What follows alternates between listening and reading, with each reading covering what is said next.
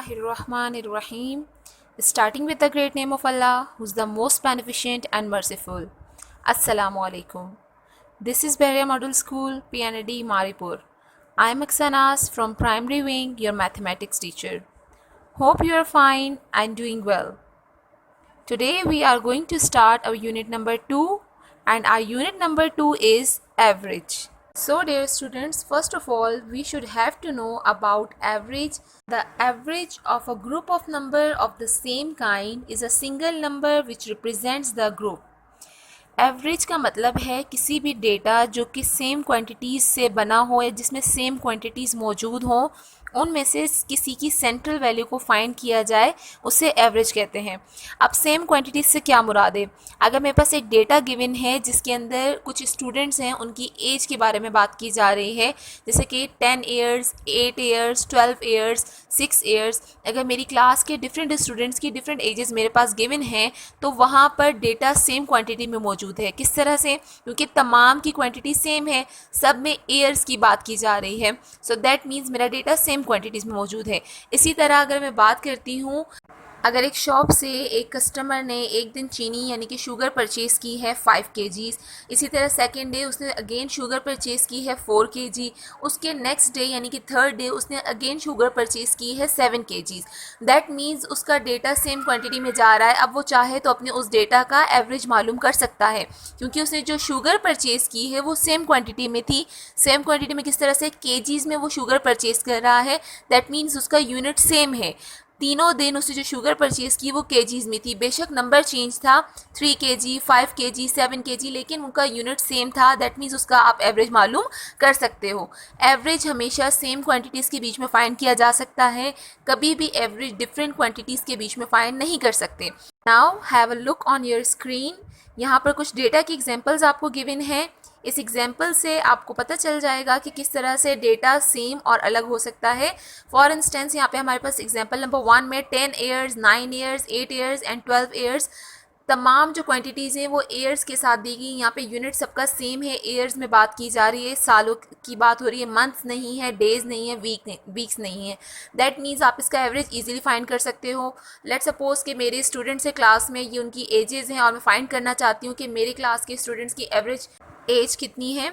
इस तरह से सेकंड एग्जांपल्स में देखिए 5 kg, 6 kg, 8 kg, 3 kg, जैसे मैंने शुगर की एग्जांपल दी थी। अगर आप 4 अलग अलग दिन यानी कि 4 अलग अलग डेज़ में आप शुगर परचेज़ कर रहे हो, तो भी आपका यूनिट सेम है, केजीज़ में परचेज़ की जा रही है, तो आप इजीली फाइंड कर सकते हो कि आपने एवरेज कितना परचेज़ किया है, यानी कि उसकी एवरेज क्वान्टिटी फाइंड करना चाहते हो कि कितनी परचेज़ की गई है, तो आप इजीली फाइंड कर सकते हो, क्योंकि तीनों के चारों दिन के यूनिट सेम है, आप किलोग्राम्स में परचेज़ कर रहे थे।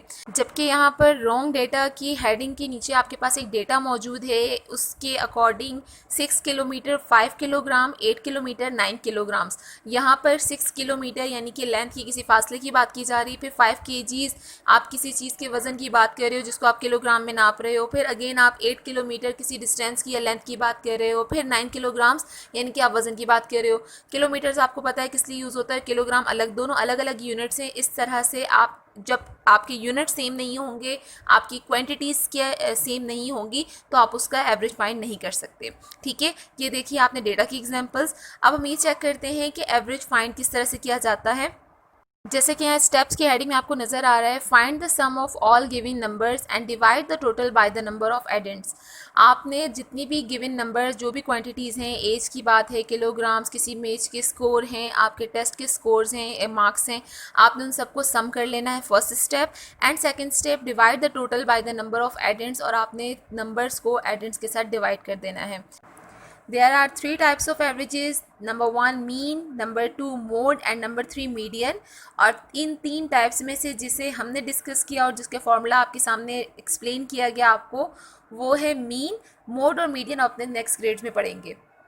और इसके बाद लास्ट में एक पॉइंट लिखा हुआ है, in odd consecutive data the mid value will be the average of data. अगर आपके पास ऑड कंसेक्यूटिव डेटा मौजूद है, यानी कि डेटा जो कि ऑड क्वांटिटीज़ या ऑड नंबर्स में मौजूद है, तो आप उसकी एवरेज ईजिली फाइंड कर सकते हैं, क्योंकि उसके एवरेज का जो आंसर होगा वो उसकी मिड वैल्यू होगी, यानी कि जो सेंट्रल वैल्यू है आपकी ऑड डेटा की, वही एवरेज का आंसर होगा। Let's start to solve some problems relating to average. जैसा कि एवरेज के बारे में अभी एक्सप्लेनेशन दी गई और समझाया गया, अब हम एवरेज से रिलेटेड कुछ प्रॉब्लम्स को सॉल्व करते हैं। एवरेज के फॉर्मूले को पहले भी हम डिस्कस कर चुके हैं कि एवरेज फाइंड करने के लिए हमारे पास एक फॉर्मूला होगा जिसमें हम सम ऑफ वैल्यूज़ या क्वांटिटीज़ या एडेंड, आप कोई भी वर्ड यूज़ कर सकते हैं इसमें से। अगर एवरेज फाइंड करना है तो सबसे पहले हमें जो वैल्यूज़ गिवन हैं उनको सम अप करना होगा, यानी कि जमा करना होगा।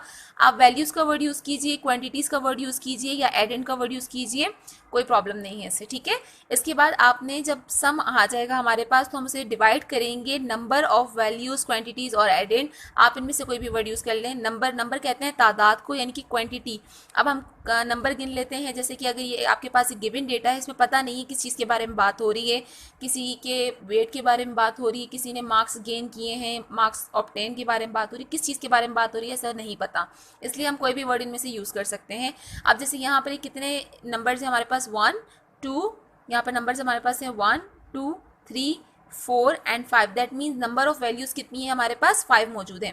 तो हम नंबर ऑफ वैल्यूज़ में 5 लिख देंगे और हमारे पास सम ऑफ वैल्यूज़ में इनका सम आ जाएगा जो हम फाइंड करेंगे।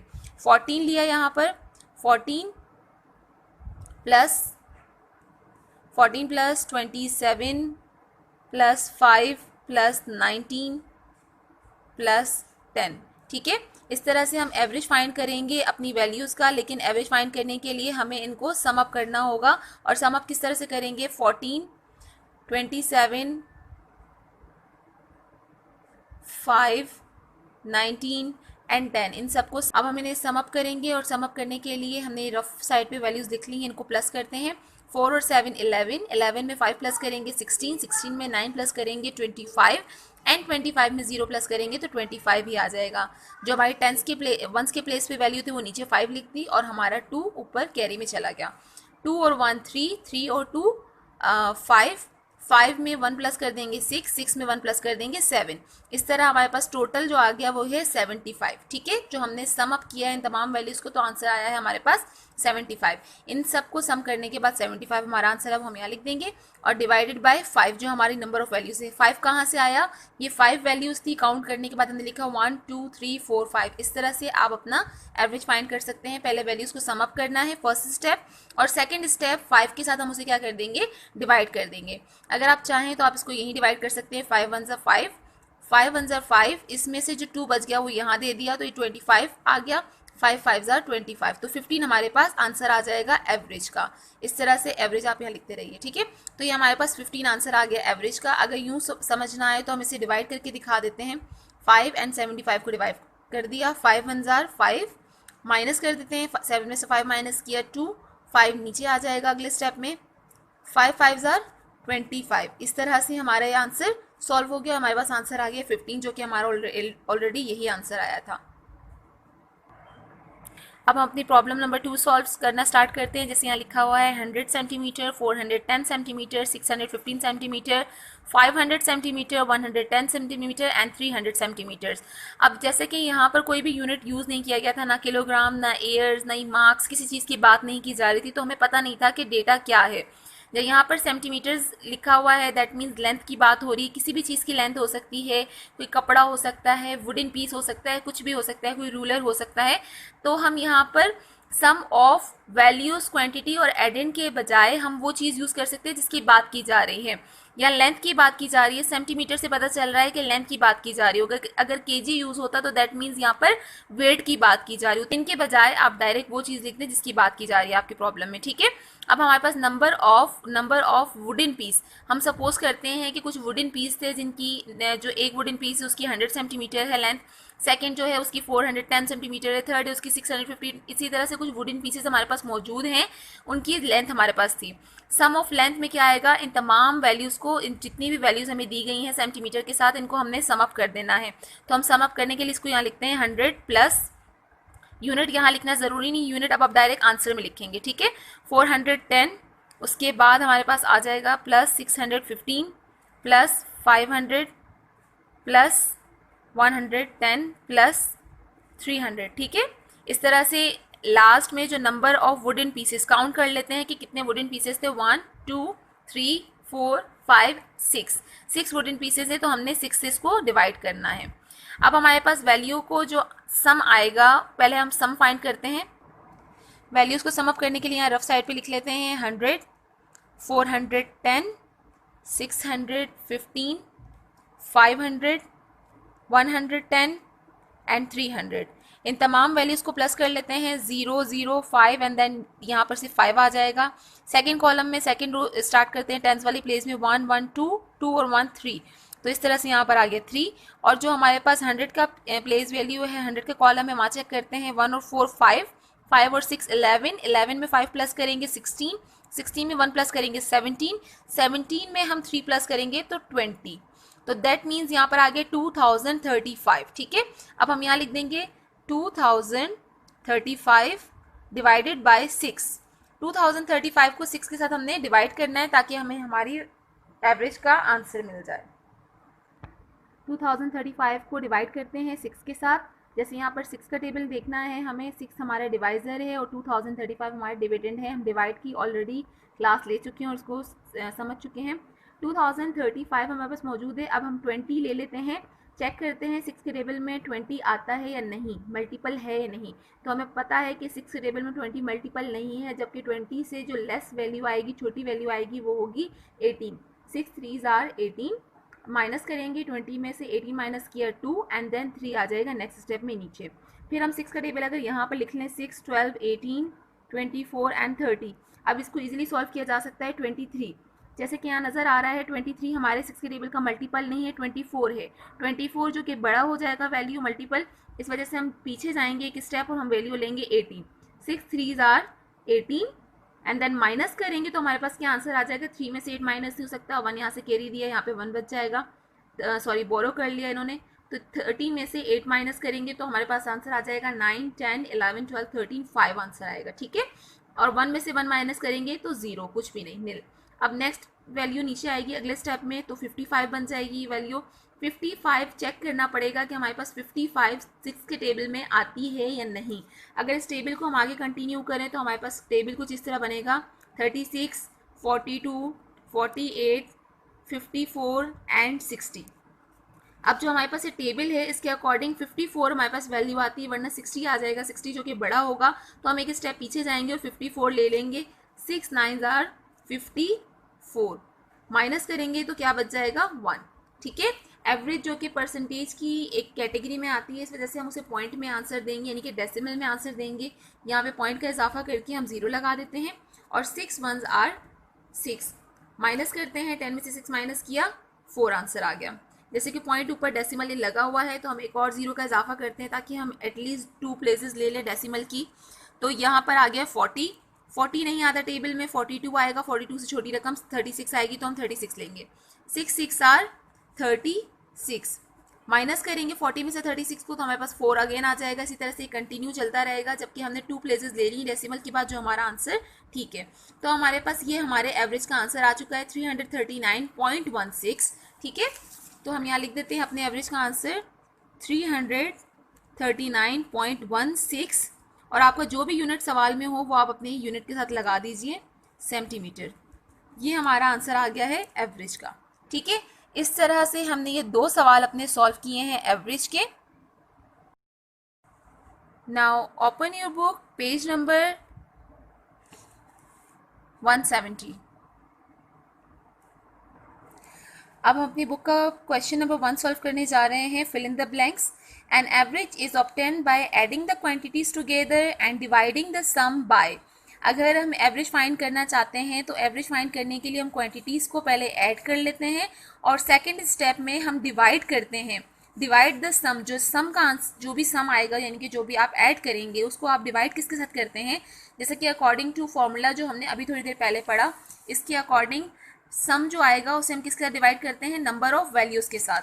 तो हम यहाँ पर क्या लिखेंगे, dividing the sum by number of quantities की बात की जा रही है तो हम यहाँ पे भी क्वांटिटीज़ का वर्ड यूज़ कर लेंगे, नंबर ऑफ क्वांटिटीज़। ठीक है, इस तरह से हमारा फर्स्ट का आंसर आ गया कि हमें अगर एवरेज फाइंड करना है तो एवरेज फाइंड करने के लिए सबसे पहले हमने क्या करना है, सम करना है अपनी क्वांटिटीज़ को और फिर डिवाइड करेंगे नंबर ऑफ क्वांटिटीज़ के साथ।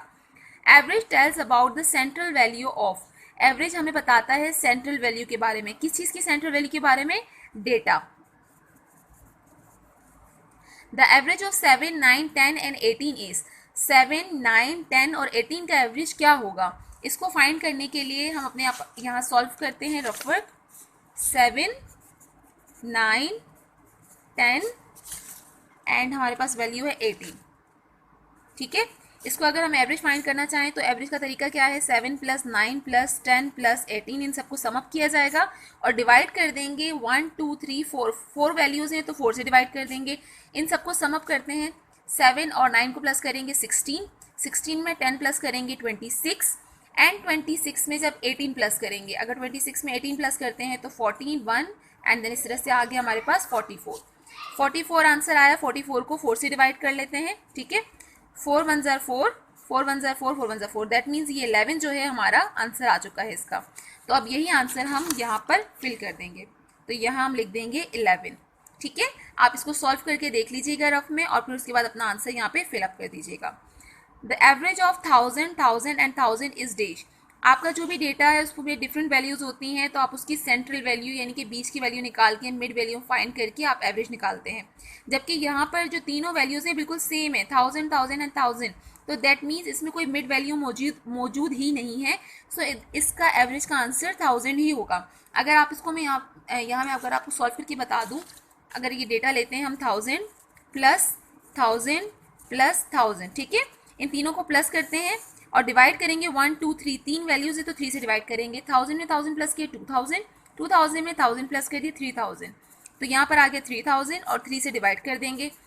अगर इसको डिवाइड करूँगी तो 3 1 ज़ार 3, 3 1 ज़ार 3 और साथ में ये 3 0 लगा दिए, तो इस तरह से भी हमारे पास आंसर 1000 ही आ जाएगा। ठीक है, आप सॉल्व करें तो भी 1000 ही आएगा, वरना डायरेक्ट आप समझ सकते हैं इजीली कि जिस डेटा में तीनों वैल्यूज़ बिल्कुल सेम है तो उसमें सेंट्रल वैल्यू क्या हो सकती है। इसकी सेंट्रल वैल्यू भी यही है 1000, तो इस तरह से 1000 ही आंसर आएगा।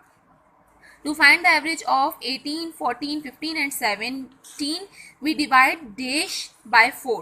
4 से हम क्यों डिवाइड करेंगे? क्योंकि कितनी वैल्यूज़ हैं? 1, 2, 3, 4, 4 वैल्यूज़ हैं, इसलिए यहाँ पर 4 से हम डिवाइड करेंगे। ठीक है, लेकिन इनका सम क्या आएगा वो हमने यहाँ लिखना है, क्योंकि वही वैल्यू डिवाइड होगी ना, तो इन सब का सम क्या होगा? इनका सम हम यहाँ फाइंड कर लेते हैं। 8 में 4 प्लस करेंगे 12, 12 में 5 प्लस करेंगे 17 और 17 में जब 7 प्लस करेंगे तो 25। 5 नीचे रह जाएगा, जबकि जो 2 टेंस की प्लेस का वैल्यू है वो ऊपर कैरी में चली गई। 2 और 1 3, 3 और 1 4, 4 और 1 5, 5 और 1 6, इस तरह से आंसर आ गया 65। तो ये 65 लिख देंगे हम यहाँ पर कि 65 को हमने डिवाइड करना है किसके साथ? 4 के साथ, एवरेज फाइंड करने के लिए। कैसे कि हमारी जो वैल्यूज़ हैं इनका सम आ गया 65 और उसको डिवाइड करेंगे 4 के साथ, तो हमें हमारे एवरेज का आंसर मिल जाएगा।